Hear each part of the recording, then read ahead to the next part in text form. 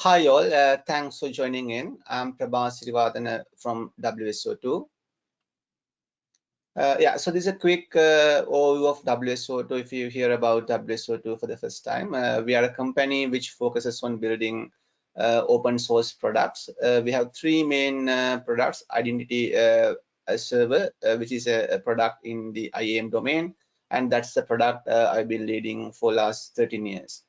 We also have an API manager and an enterprise integrator. All the products are released under the most business-friendly Apache 2 license.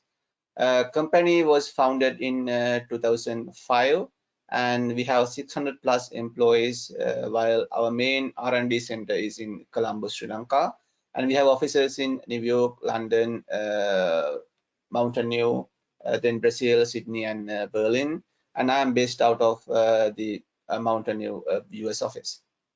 We have around 550 customers across all our products, and Identity Server itself we have around 200 customers, and so these customers are global, like around 70 plus customer in 70 plus countries, and we got 120 new customers in 2019. A quick overview about the Identity Server. Identity Server is an open source IAM product which focuses on CIAM. We also plan to do a SaaS-based offering, our cloud offering, which will be launched in June this year. So that's some news for some people. We already have a cloud, but you will see like major improvements, and new cloud offering in June will come as a total different one what you see in the cloud today. It has better user experience and better developer experience. So you will see what's new in June. And if you join our Slack channel, like you can get access to the early builds of the product as well. In Identity Server, we focus on these areas. So mostly our strength is on web single sign-on and identity federation. We do support all prominent single sign-on and identity federation standards like OpenID Connect, SAML 2.0, then CAS, WS Federation, and also WS2 Identity Server can act as an identity broker. So that means you may have a service provider which supports OpenID Connect, and you can use Identity Server to connect that service provider to an IDP which supports SAML, and Identity Server will do the trust brokering as well as transform the tokens between multiple heterogeneous protocols.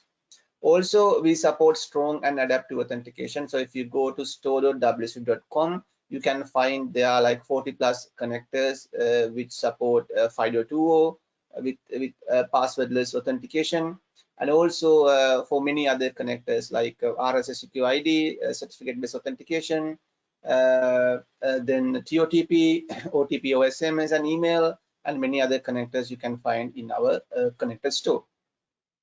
Then we do support account management and identity provisioning. You can deploy Identity Server or any user store. It can be an LDAP, Active Directory, or even a database. And then you can do very like core identity management operations on your user base. And also we do support identity provisioning with Scheme 2.0.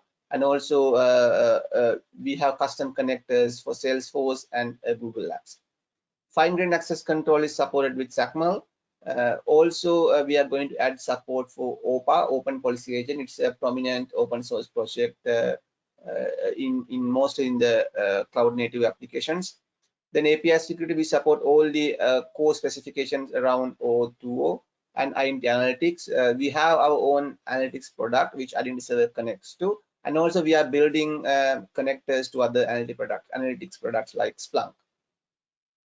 As I mentioned before, we have around 200 production customers just for the Identity Server, and also apart from that, there are 500 plus universities using Identity Server through one of our partners. And from the accounts we know, the Identity Server manages more than 100 million identities globally.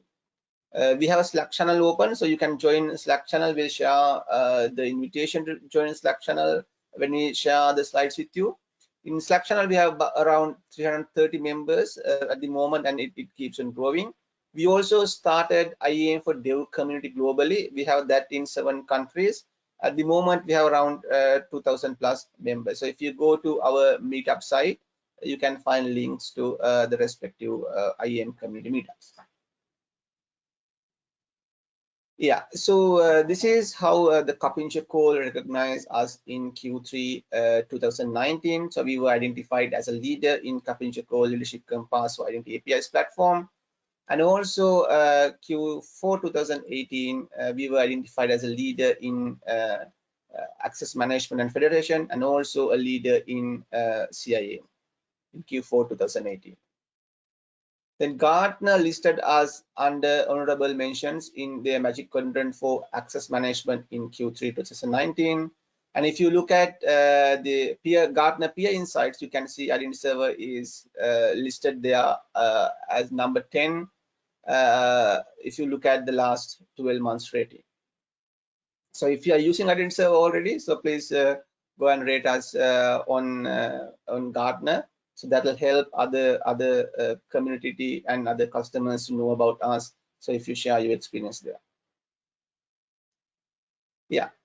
So the major goal of CIAM is to drive the revenue growth by leveraging identity data to acquire and retain customers. It will build an identity-centric ecosystem to nurture an anonymous website visitor into a well-known, loyal customer. We have come across multiple phases in the past, and today at the edge of customer, identity has become the glue for all contextual marketing. In doing that, in our journey towards CIAM, we face multiple challenges. It all starts with an anonymous user where we do not have any clue about, but wants to consume our services, or at least interested in our services. This particular user person may visit our website and will start exploring the options there. Then we may use marketing automation tools to capture all the interactions and store those data under marketing data sources. Also, we should be able to correlate this data to the user, probably following some session identifier. The next phase is this person would download a white paper or probably register for a webinar. Then we get to know more about this user, and that data will probably go into a CRM system. Then after some time, our sales team will talk to this guy and sell some products, say for example an insurance policy. This transaction data, including some customer information, will go into another CRM system. Now the one who bought the insurance policy later will log into a customer portal to do monthly payments. Before logging, he has to register, and for sign up would need to share his personal data as well as some data related to the previous transaction, like the insurance policy ID. Then the IAM system will talk to the corresponding CRM system to verify the data user entered, and if all looking good, will create an account for the customer in the IAM system. This is the typical workflow many follow to onboard a customer, or this is how we could start with an anonymous website visitor, then nurture this anonymous website visitor to a lead, and to a qualified lead, and finally to a customer. There can be multiple variations of this flow, and we could be using multiple channels to onboard customers. So when you have multiple channels or multiple points of connections, that leads into another problem. We'll end up having siloed data sources, and those siloed data sources may not know how to talk to each other. Some stats, like 52% of marketing leaders responsible for data and analytics believe data integration and data management are the most time-consuming activities. And also, over 1/3 of marketers say their inability to integrate data is the biggest obstruction to success of their analytics teams. This is a real challenge, and we need to find a solution. Then protecting customer data at large scale. Unlike in a workforce IAM system, in a typical CIAM system, we work with millions of users. So we need to worry about how we securely store the PII data of these users and preserve privacy. This is another challenge uh, we need to worry about when we are building a CIAM solution. Okay, so when you build a CIAM solution to address these challenges, these are some of the functional requirements we need to worry about. Under registration, we do self-registration, and or else we can do registration over different other channels. So probably you a customer calls your head officer, administrator, and then do a call center facilitated registration, or else a customer could visit some kiosk and do self-registration. And even when we do self-registration, we need to see how we do that. Either the user himself can enter a minimal set of data from scratch, or else we can connect to a social IDP to facilitate social registration. One key thing is, when we do registration, we should only capture the minimal set of data we need. Then after that, as we learn more about the user, when the user, the customer starts interacting with our system, then we can do progressive profiling and capture more data about the user. So in our IAM system, we need to have endpoints. So the external systems, external applications, when they learn more about the user, the applications can push those data to the progressive profiling endpoint in our IAM system. Then single sign-on and provisioning, a very key component in any CIAM system. So you need to worry about building a single sign-on experience. If you have multiple login portals, you should only be able to enter the credentials once. And also, you need to integrate with social IDPs for login. You should support bring your own identity concept. So if I have an account with Facebook, I should be able to log into the third-party system with log into your IDP with my Facebook account. Once again, doing those stuff, you need to be careful as well. Rather than just relying on one social IDP, you should like have options with multiple IDPs. And also, even though like they can bring in information, data from external IDPs, you should also have an local login option as well. Always try to bridge external login with a local account. Otherwise, like if there's a ban for a given social IDP, then your total business will go down if people cannot log in to your system with that social IDP. So that in fact happened in many countries, including in Sri Lanka once. Then the strong adaptive authentication. So that's a key requirement. We see a lot of people now worry about the security and how they want to authenticate to a system. What data shows is that if you just have a second factor, then that could reduce the account compromise by 99.9%. Right? So that's a big number. So at least you need to have second factor authentication, maybe over SMS or OTP. So SMS OTP is the most popular option. So there are multiple debates. There are how secure SMS OTP is, but having SMS OTP is very much better than not having any second factor option. And the other option we see becoming popular is TOTP. Like if you're using a Google Authenticator app, so that's using the TOTP protocol. If you want to go for a more advanced option, then probably you can use FIDO 2.0 with web authentication. It's strong MFA option, but still at the mass market, it's not popular. Like Facebook, Google, all of them have FIDO 2.0 enabled, but I don't think many still using FIDO. Many still using either the TOTP application or else SMS OTP. Then consent and privacy management is another key feature. How you store your attributes and how you share your attributes. So whenever you store attributes, you need to get the consent from the user, just store and process the attributes, and also you need to get the consent on how you are going to use this particular user's attributes. Then marketing capabilities. So we'll discuss this later on in detail. So your system should be able to integrate with CRM systems like Salesforce, Sugar CRM, and also with other marketing analytics tool like Salesforce Pardot, then Marketo, like those software. In addition to those functional requirements, we also need to worry about non-functional requirements. So these are the key non-functional requirements we have seen, but not just limited to these 5. Scalability is one key requirement in any CIAM solution. Unlike in a workforce IAM system, we see the load, the peak. There's a big difference between the peak load and the average load in a CIAM system. Right? Because of that, like just having the hardware and the system provision to address the peak load will waste a lot of your resources.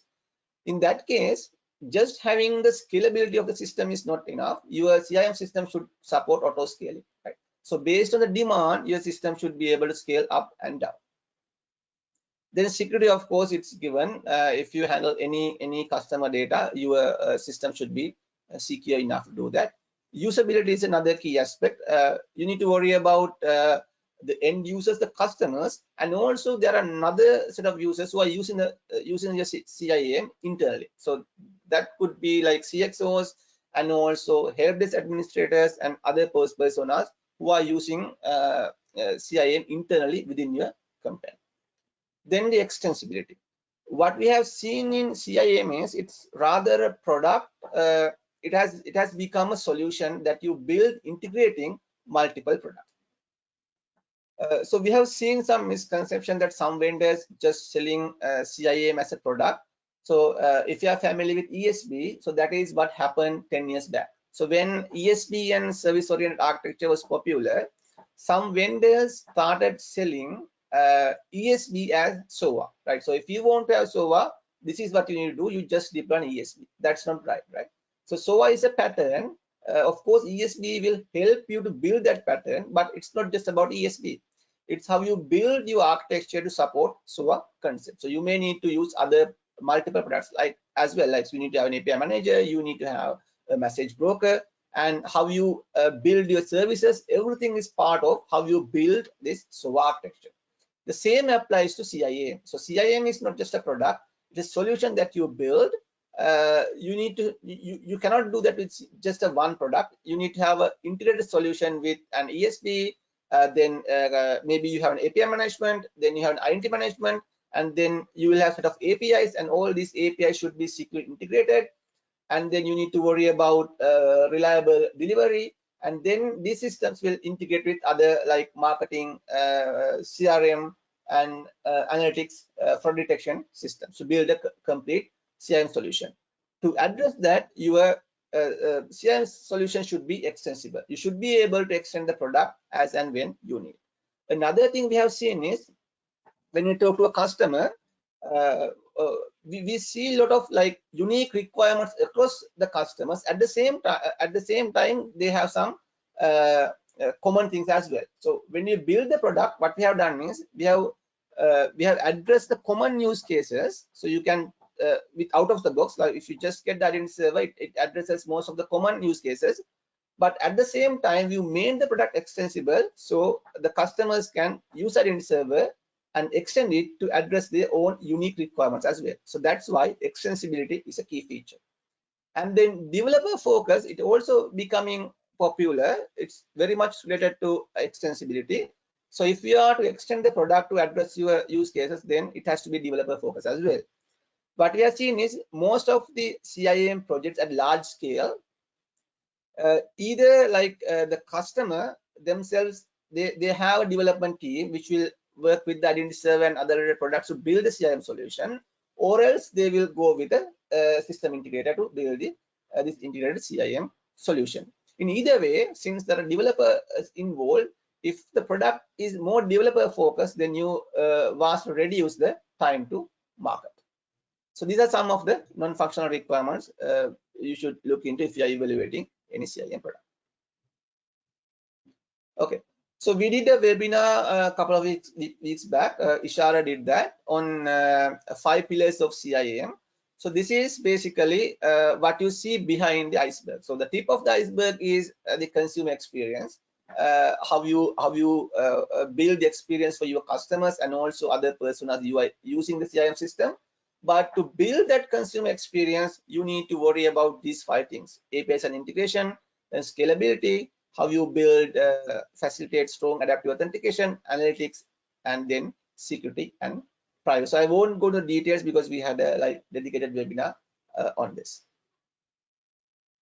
Now let's focus on maturity model. So we've spoken to many customers. If you look at the identity server customer base, I would say more than 90% of our customers, they are using identity server to build CIAM solutions, and most of them are in fact internet facing. So talking to them, what we have seen is different customers, they are at different levels. Not all of them are in the same level, and some in fact they don't know they are using CIAM, right? So they are building customer facing applications without even knowing that they are they are building a CIAM solution. So let's go through some of these levels and understand what are the features and what are areas that you worry about in each of these levels. By the way, if you have any questions, please feel free to raise that on the GoToWebinar chat. So there's a question: will the slides be made available? Yes. So both the slides and the recording we'll share with you after the webinar. So this is level 0. In this level, basically you don't track any customer interactions. Probably you don't have any online portal, and probably you don't do any online sales. You may have online portal just to display like your contact information, like email, then maybe phone number. So you would expect accept orders through a phone call or Viber or WhatsApp or other means, but still you won't track the user. So there's no login system, no identity management system, no CRM system in place. For example, so many restaurants doing this today, right? So when you walk into a restaurant, there's no logging, nothing like that. So the waiter will come to you, then you need to find a table, then they will bring the menu to you. So every time you visit the restaurant, you need to share your preference with them. There's no tracking or no recording. So there can be cases like if you visit the same restaurant again and again, then there's a possibility the waiter there would know you, would remember your preferences. So that once again very much driven by the human memory, right? So it has a dependency on how much these waiters can remember. So that's the level we see there's no CIAM system in Nexist, right? So we see a lot of restaurants, taxi services, even for example, right? Not like Uber or Lyft. When you take a taxi, every time you need to share your address, right? So you can't just say take me home. So you need to share your preferences all the time, and there's no way to track the returning visitors. And many family businesses today, they are also at the level 0. Then level 1, so we call this logged in. So at the logged in level, you only worry about getting users log into your system, right? So once again, under level 1 phase, you will see many companies at different stages, right? So not all of them are like doing everything listed on this slide. The very initial step would be you put online registration page so people can register and then log into the system, and then they can place orders, right? So this is a very good step forward from level 0. And also doing that, you can improve the level 1 within itself. So you register user, then probably you can integrate the social account with the local account and facilitate login through social accounts. And moving forward, you can implement MFA, adaptive authentication options, and some may build help desk and then delegated administration around your portals. But still, there will be no CRM system in place. You don't track the customer preference or other stuff. So it's purely an identity management you are building in sub phases under the login phase. You only worry about the customer identity. You don't capture their preferences, or you don't integrate your your identity management system with external systems like CRM or marketing or anything, right? And also you won't track the user's behavior pattern, like how many times a user visits a website, and leads, anonymous users, nothing will be tracked. Just maintaining identity for your users. And another thing we have seen is even people at this stage in larger companies, when you have multiple departments, and each department could interact with their customers in different ways, so they will still maintain their own portals and then disaggregated user stores, right? So that means still still the companies in this phase, they won't build a unique single sign-on experience for all their users, right? So you can, within this phase itself, you can move forward by improving how you do identity management.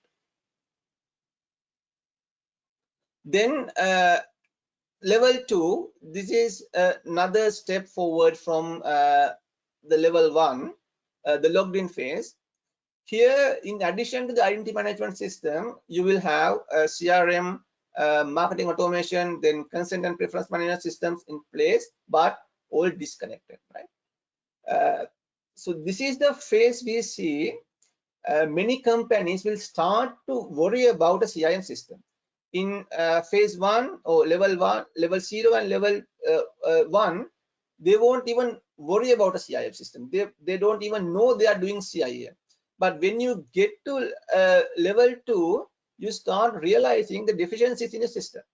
Then you will try to integrate the system, like all the systems in your solution, and try to break these silos. So this is the point where you worry about or start researching about a CIAM system, right? So here, even though you have CRM, marketing automation, those systems, they are disconnected. You cannot track a user across all these systems. So you won't be able to say how long it took to nurture a lead to a loyal customer, or else you cannot say how much time it took to nurture an anonymous lead to a qualified lead, then to a customer. So those information are not there. You cannot correlate the user attributes that you store across different data sources. And also, if you are like CEO or someone at the top asks you to generate a report to find this data, then you have to go through like a high labor intensive process to look into these different data sources and build a report, right? It's a very time consuming, hard process. Then level 3 is the connected phase. So where you start connecting all your systems together. You connect your identity management system to your CRM, marketing automation, consent and preference management system. Then you can build a unified view of your customer. And we see progressive profiling is also coming to this phase. So you may have your CMS system and then other applications. Then when those applications start learning about the customer, those applications can push those data to your IAM system. Then IAM system can build a unified profile for a given customer, aggregating all this data together, right? And another thing is, so just having an isolated marketing automation software, then you can track users just using cookies, right? Anonymous users using cookies. But it's hard to track users across platforms. But when you correlate these anonymous cookies to a user's identity, then you can track the user's behaviors across multiple devices as well, because that cookie is linked to a user identity. Then also these other systems can feed the IAM system with behavioral patterns. Then IAM system can do better informed adaptive and risk-based authentication and fraud detection. And also you can like build better visualization and present data in a more meaningful manner, right? So this is the connected phase. We see like with respect to level 2, we see only a minimal set of customers in this level 3 phase. So to build a level 3 phase, just having an IAM solution is not enough. You need to have like API management. You need to have enterprise integration, other stuff too, because this is more like an integration project rather just an IDM identity management project. Then finally, the level 4, or we call it optimized. So here you will see omnichannel access. So in an omnichannel environment, the customers interact with the business via multiple channels, but will still get a seamless, continuous user experience. For example, if you use a Newsweek iPhone app to highlight some content, once you view the same from the web, you should find it still highlighted. Amazon, in fact, took the retail order placing system to the next level with Alexa. Also, an Amazon customer can place an order via its website, mobile app, or via Kindle in addition to Alexa using multiple channels. When Amazon announced Amazon Books a few years back, their intention was to bring the same digital experience to the real world. So if you visit an Amazon bookstore, you will realize so they have book reviews, ratings, and many other digital world only features in Amazon Books. Then another example is Amazon Go. So at Amazon Go, it uses sensors to track items as we put them into the cart or return them in the shelf, and finally your Amazon accounts get automatically charged with no cashier involved. So this is in fact the next level of omnichannel experience Amazon is building. Then the CXO dashboard. So you should be able to have readily available CXO dashboards which will focus on, or we should be able to derive insights with respect to the growth of the customers or leads over time. So there should be a way to find out how much time it took to nurture an anonymous website visitor to a lead, then from a lead to a qualified lead, then from qualified lead to a customer. And also you should be able to like break down this data by geography and based on customer attributes and other stuff. And also at this phase, at the optimized level, people will start using machine learning to predict customer behavior. So based on that, they will identify customer preferences, and based on that, they can decide the direction of their business. So this is the optimized level. We don't see many customers at this level, so very few. And once again, at this level, it's not just an identity management product. It's a like total integration project as well. Yeah, so that's what we plan to cover in this webinar. If you have any questions, we can take them now.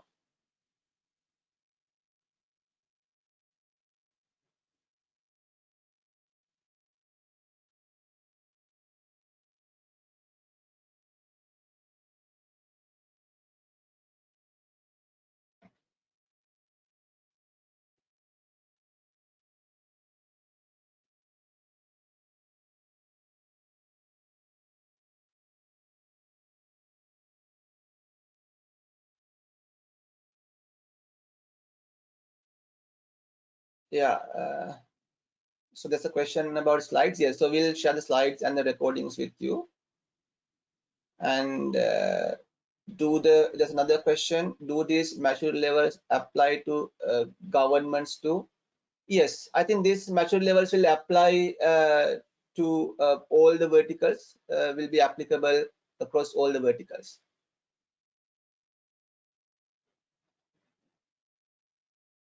And in fact, we see a lot of interest these days, like people are moving from level 1 to level 3. Right? So many people we see today are at level 1 or level 2, but we see now there's a general interest to move ahead. And that's why the role of system integrators becoming more prominent, because now customers, they don't just deploy isolated IAM product, but they want to build an integrated solution.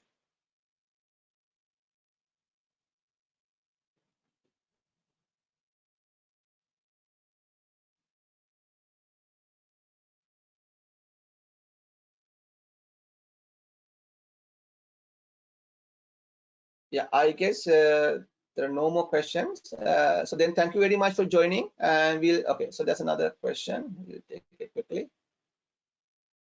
We talked about authentication, but what about access? Yes, so basically, identity management system will take care of both authentication and access control. So you should be able to define your authentication rules, access control rules in IDM. Then you will have the policy enforcement points, especially the APIs. right? So API gateways will act as policy enforcement point to enforce these access control rules. So it's another like key area in any integration project.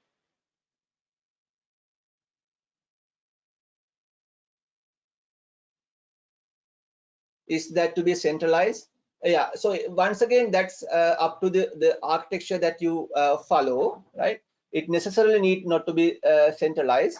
Even if you follow the API gateway pattern, so API gateway pattern itself is not a centralized pattern. You can have an API gateway, and at the API gateway level, you can do like a post-train access control. Then if you are using like microservice-based deployment, then probably you will have micro gateway, so based on different trust domains. So at the micro gateway level, once again you can have enforce another set of access control policies, and then at the microservice itself you will have proxy, and very service specific policies can be applicable there. And still, like, you can have centralized place to define your policies, but that's also not necessary. If you want to decentralize it, of course you can do that, and from that particular policy decision point you can push the policies to the corresponding PEPs. There's a question, what new CI opportunities you see when various governments begin reopening? Yes, I think that's a very good question.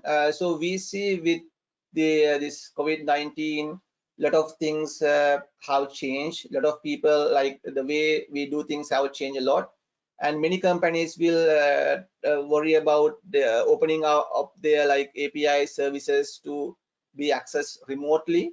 So remote working will be very prominent. I think yesterday Twitter announced that the employees could work from home till whenever they want, without any time limit. So opening up the APIs, opening up the systems to the outside their domain will be prominent, not just for governments, but for even in the private sector. At the time, at now, what we see is there are many companies, they haven't built their systems to be accessed outside their domain, so they totally rely on VPN to do that. So we see VPN access has gone up, increased in a very high percentage in last couple of months. But VPN itself doesn't give you like a complete secret solution. You need to worry about IAM too. So we'll see a lot of like IAM opportunities will come up when people worrying about providing remote access to their employees. And MFA is once again a critical thing there.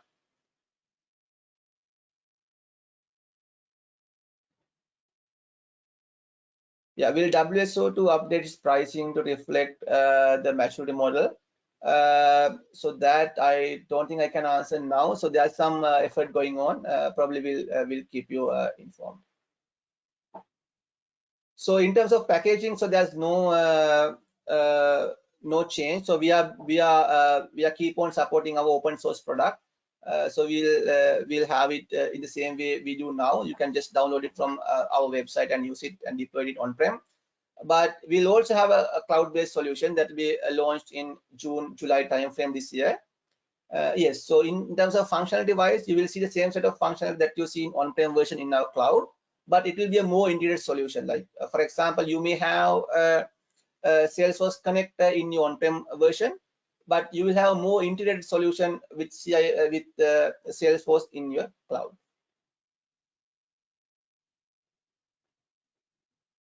Another question, profile management should be done in CIAM or externalized through a view in app. Yeah, so it can be done in both ways. So we most of the time what we see is people build their own portals and then consume the APIs from the CIAM system. But once again, it's based on your need. But if you so there are CIAM solutions that support profile management out of the box with their own UIs. But in most of the cases, we see customers just rely on the APIs. But once again, another key aspect of CIAM solution is, even though you provide UIs, so that has to be like people should be able to extend the UIs, retheme the UIs with minimal effort.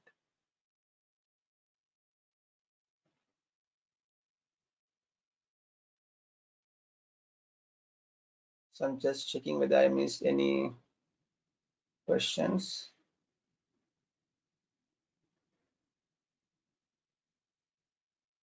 Yeah, I think that's all we have for now. So if you have any more questions, please feel free to send to me. My email address is prabhat@wc.com. Thank you very much for joining, and we'll share the recording with you. And stay safe. Thank you. Bye.